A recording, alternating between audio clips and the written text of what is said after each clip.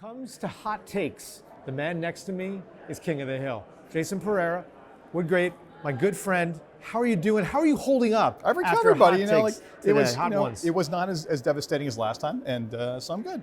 So no bomb. No bomb. The bomb was the key. That was the one that almost killed us both. Right. Yes. So you survive, you advance, much like this great industry, and they want to know from inside your mind, where are we going next? You always have such great insights on what's ahead for the industry. So it's interesting. So I think we've gone through the first phase of AI, which was like a lot of the table stake stuff. So the note takers and everything else came out, and you're seeing the embedding of a lot of still early stuff. So like report generation, bring it all together. The next level or the next wave is going to be agentic in my mind, right? Yeah. And what we're seeing, we saw one startup today that's already going that way, but the ability to program your own team of virtual employees or specialists in certain things that may have narrow scopes or wide scopes that are actually going to be able to take an order and execute it, not just give you information, but literally go all the way down to execution. That to me is probably what we're going to see next.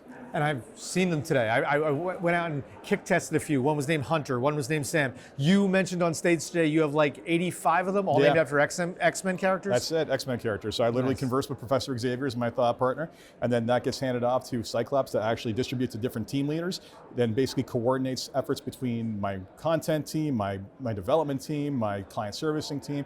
So all of this is, I'd say about 75% baked, and the client-facing stuff is the last piece of it. But I am seeing just phenomenal productivity gains with this. Now, it's not just productivity on your end, but ultimately for your team, things are getting better as well. So phase one, this is me playing with my laboratory. Okay. Phase two is I'm basically going to embed this in our Google Cloud instance and in the managed profiles. So this is me playing around, proving it works before I turn it over to them. Because I don't want my staff dealing with frustrating things. I want to know it works first. And it's working. Now, it's fascinating to me. I sat down in these exact seats a couple hours ago with Michael Kitces, and what he said is exactly what you're saying.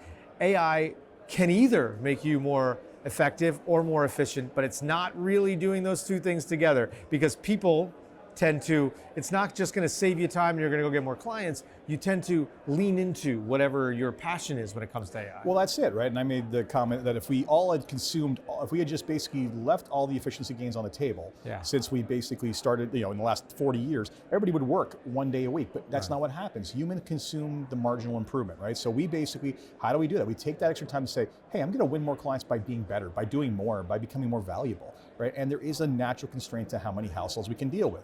We said on stage also, no one's going to deal with 2,000 households because you're a commodity. The reality is that you take number of hours in the year, divide that by number of households, that tells you how much time you have on each. 2,000 is next to nothing.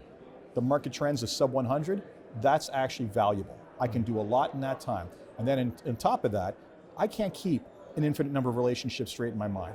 No one wants to have multiple millions of dollars with an advisor and have them say, hold on a sec, let me check my CRM to see who it is you are. And what we talked about last time. They want me to pick up the phone and say, Matt, how you doing? Your kid was in the hospital last week with tonsillitis. Like, what happened there? Everything okay? Okay, I'm so glad to hear that.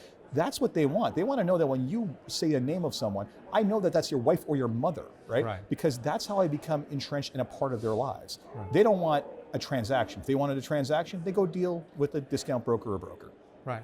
And to me, it is fascinating because I think the industry is evolving so quickly, and there's so many new solutions that are out there.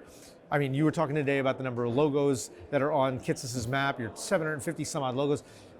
Now, when you step back from all that, and you look at this absolute panorama of choice that's available out there, what's something that advisors ultimately really need so they can separate the needs from the wants here? So look, there's tentpoles. I like to refer to them as tentpole softwares, right? The things that hold up your practice.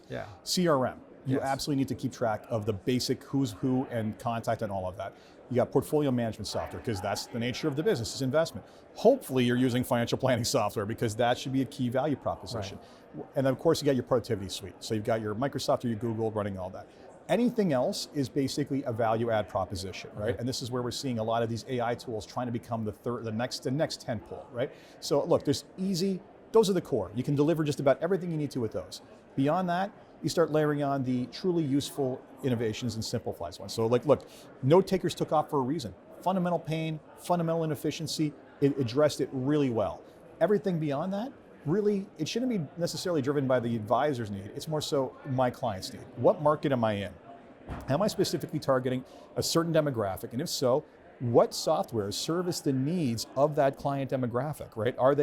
Am I targeting people who are graduated with large student debts because I'm doing a lot of fee-for-service plan? Great, if that's the case, the ones that deal with student loan programs are the softwares that are valuable to me. If on the other end of the spectrum, I'm dealing with people who are helping their parents transition into the final stages of care and whatnot, what we saw today from Bequest is a perfect example of a software that is relevant to that kind of advisor. That's amazing. Now, most important question of all, Wolverine. What's Wolverine's role in your He's my attacker of my software. So he tests my software for vulnerability.